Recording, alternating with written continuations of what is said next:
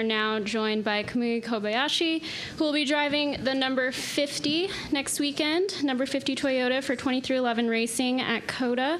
Kamui, this is going to be your second NASCAR Cup Series start. Is there anything you can take from last season, your first start, that you can apply next week at COTA, and what are you most looking forward to racing at COTA next week? Yep. Hello, everyone. Yeah, I mean, I'm definitely excited next week in COTA. Obviously, you know, I think my first race ever in last year at Indy, I think I was a little bit surprised, which I think race went quite smooth. And obviously, I think I was dropped back quite early stage and I hadn't got any caution. And so it was actually quite difficult to back in the field. But yeah, I had a great fun, and I had this opportunity, thanks for the Movie 150 anniversary, this opportunity in the COTA. You know, I think I'm definitely looking forward next week. We had more preparation, and I have been racing COTA 5 times already in the Formula One, the WEC. So, you know, I think Indy was my first time ever racing there, but next week I have more experience, so I think definitely I'm looking forward to the COTA race. All right, we will open it up to questions. We'll start here with Steven, then we'll go to Jacob and work our way around the room. Steven Toronto, CBS Sports. Kobayashi-san, お久しぶりです。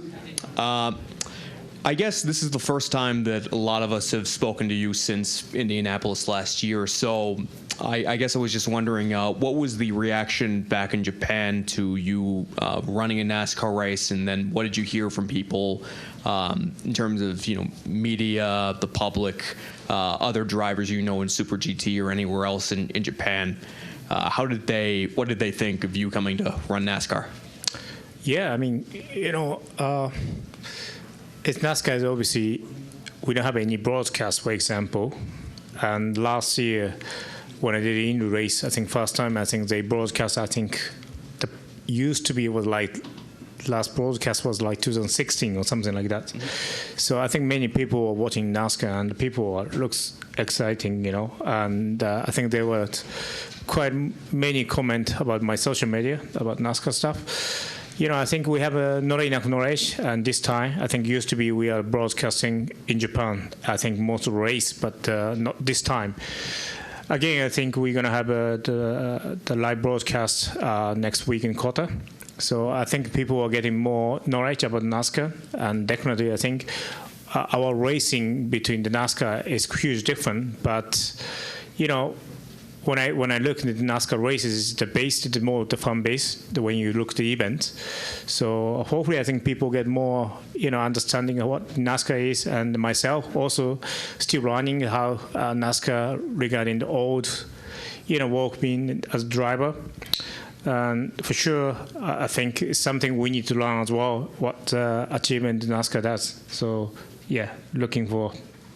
And then you mentioned having more experience in a Cup car now, this being your second start. What do you think you can take from Indianapolis? What do you know now to expect that maybe you didn't know when you made your first start at Indy last year? Yeah, I mean, you know, I have been quite a while now how you handle the car and how the race goes. And, you know, I think after one race weekend, you learn everything what you need to do.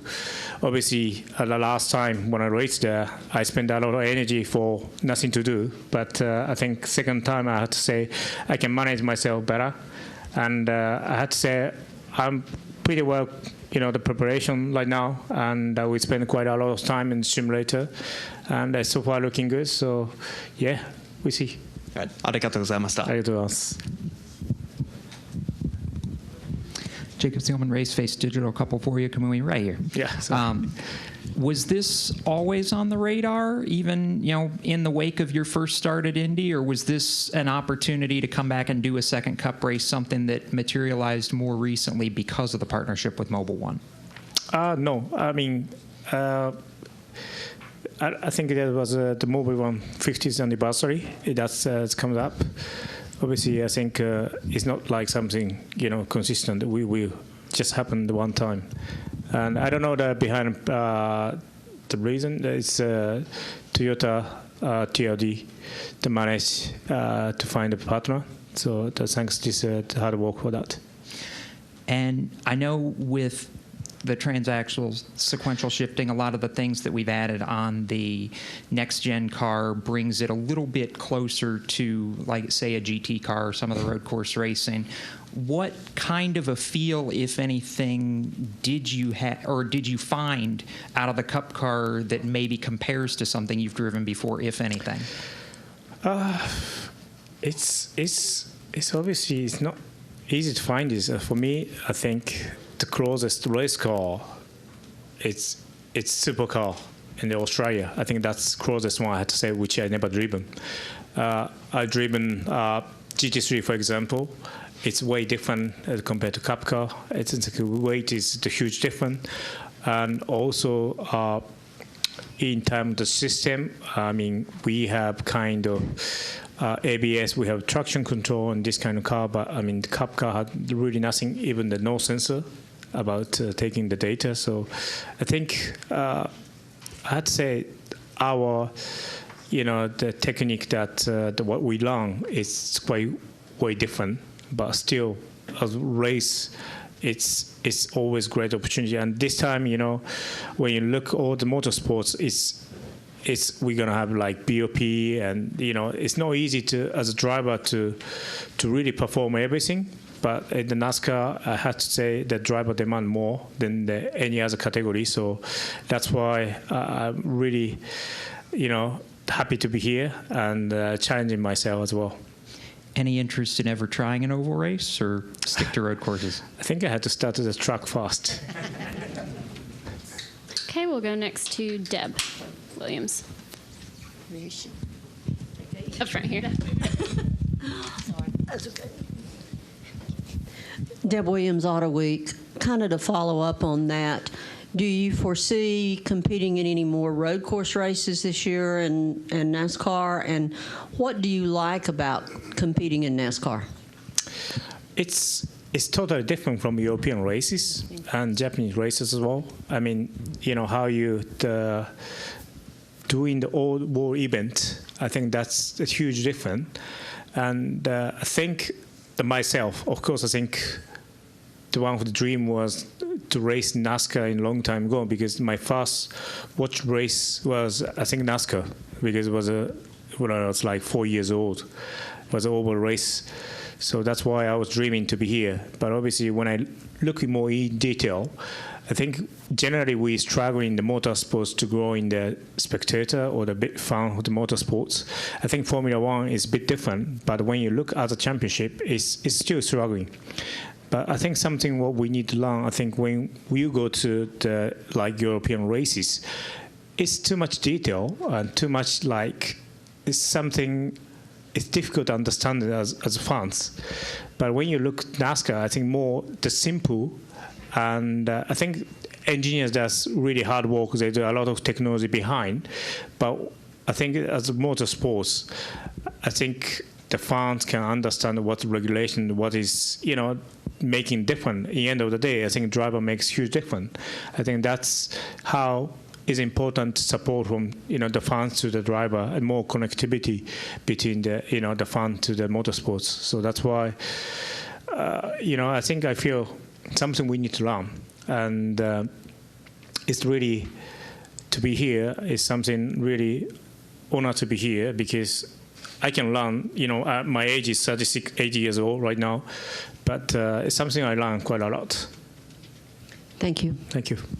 Okay, let's go to Jim Utter and then Matt Weaver. Jim Utter, motorsport.com. Sort of a follow-up to Jacob's question. Have you had a chance to look around this place much? And just wondered what you thought of it. And could you ever envision yourself trying any kind of race vehicle around here? Yeah. I mean, first time coming to Bristol, I have done the same here. The first time, I think, was like 4 or 5 years ago, just for fun. I didn't expect it's such big stadium. I mean, when I drove in the sim, it's just, that, how bunky is and how small it is. But when I look from the outside, it's not like race track. It's like something you can see the football or something like that. So it's a surprise for me. But as a driver, it's something I'm looking forward to race. But I have to say, I think Cup car is one of the best to race. I mean, if you bring our car here, I think probably it's too small, too fast.